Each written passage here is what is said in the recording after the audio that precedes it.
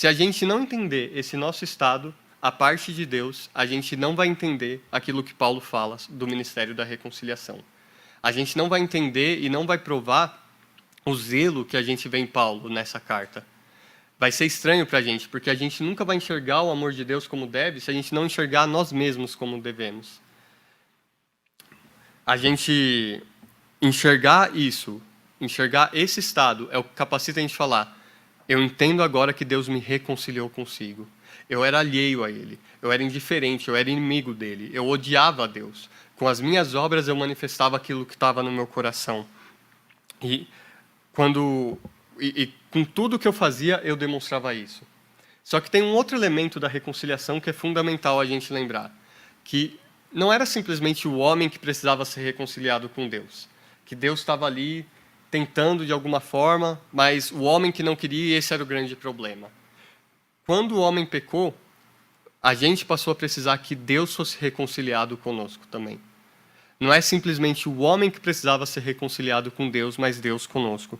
A gente vê a Bíblia falando que Deus é tão puro de olhos que Ele não pode ver o mal e a opressão não pode contemplar.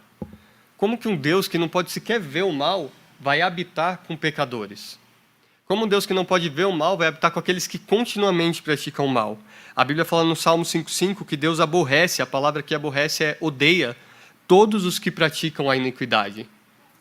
Se Deus odeia todos os que praticam a iniquidade, que comunhão Deus vai ter com a gente? Que comunhão Deus teria com você, que vivia em pecado, que vinha para a igreja tomando o nome dele em vão para viver em pecado o resto da semana? A Bíblia afirma no Salmo 7, em Provérbios 15, aliás, que Provérbios 15, 8 e 9, 28, 9, que se alguém não obedece à lei, o culto dessa pessoa não agrada a Deus, a oração dessa pessoa é abominável para Deus, o caminho dessa pessoa é abominável para Deus. Parem para meditar nisso, irmãos, e contemplarem isso. Se alguém não está em Cristo, se alguém não obedece a Deus em toda a sua vida, e essa pessoa entra na igreja para orar a Deus, e ela fala as palavras mais belas de louvor a Deus, aquilo para Deus é uma abominação.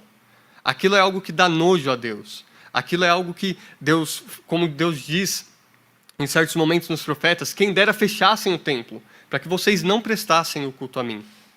Se alguém não obedece à lei, é assim que Deus enxerga e trata essa pessoa. E é Deus que iria punir essa pessoa. A Bíblia fala: Deus é um juiz justo, Deus que sente indignação todos os dias. Se o homem não se converter, afiará Deus a sua espada, já armou o arco, tem-no pronto. Para ele preparou já instrumentos de morte, preparou suas setas inflamadas. A figura aqui de Deus preparando armas de guerra, armas de morte, para ir e destruir aqueles que não obedecem a Deus.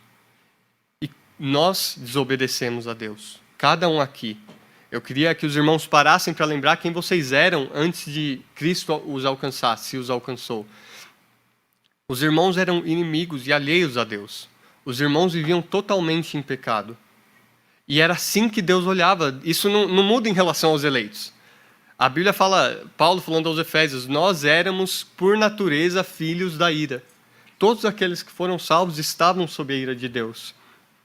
Essa é a realidade. E por isso que nós precisamos tanto de reconciliação. O pecado, às vezes, se torna normal para a gente se acostuma. A gente vive num mundo cheio de pecado e a gente começa a não sentir mais dor por ele. A gente, seja pelo noticiário, seja pelo que a gente vê, a gente ouve piadas imorais no nosso trabalho e no começo aquilo escandalizava a gente, depois de um tempo a gente começa a não se escandalizar tanto. A gente não conseguia ver um filme com uma cena inapropriada, a gente começa a tolerar aquilo.